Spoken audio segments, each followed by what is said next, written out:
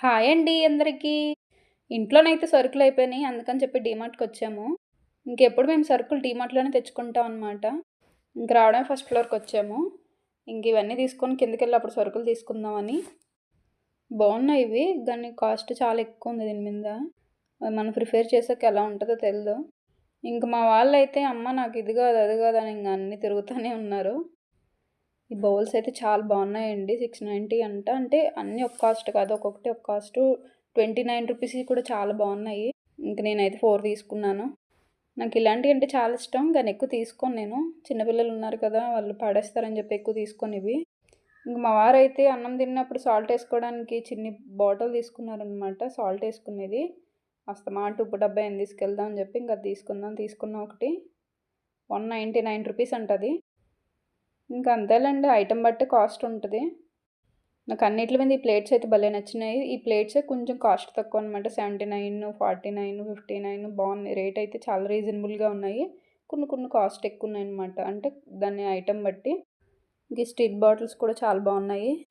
ఇది 199 రూపీస్ అనుకుంటా. నేను ఎప్పుడు చూడడమే గానీ డీమార్ట్‌లో ఎప్పుడు ఈ పాన్స్ తీసుకోలేదనమాట. బాగున్నాయి ఇవి. ఎప్పుడైనా ట్రై చేయాలి తీసుకోవాలి. బయట షాపుల్లోనే తీసుకుంటాను. ఇంకా ఈ పరక తీసుకుందాం అనుకున్నాను. పర్వాలేదు బయటయితే 100 రూపీస్ దీంట్లో 99 రూపీస్ అంట. పర్లేదు ఒక 1 రూపీ తగ్గించారు. ఇంక మా వాళ్ళు బిస్కెట్స్, చాక్లెట్స్ అన్నీ తీసుకుంటున్నారు. నేనైతే ఇవన్నీ చూసాకని వచ్చాను ఇట్లా.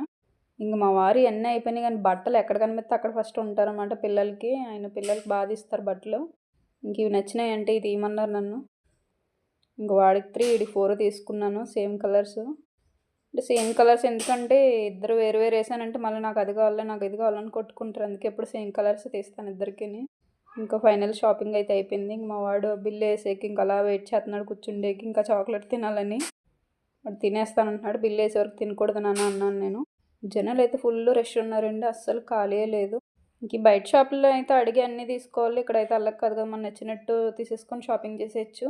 ఇక్కడ అన్నీ మర్చిపోం కూడా. అన్నీ మన ఎదురుగానే ఉంటాయి కాబట్టి ఏం కావాలితే అవి తీసుకోవచ్చు. షాపులో అయితే మర్చిపోతాము ఏం అడగాలని. ఇంక ఇప్పటికే బిల్ అయితే చాలా పేలిపోయిందనమాట. ఇంకెందుకులే ఇంకేం తీసుకోవట్లేదు నేను.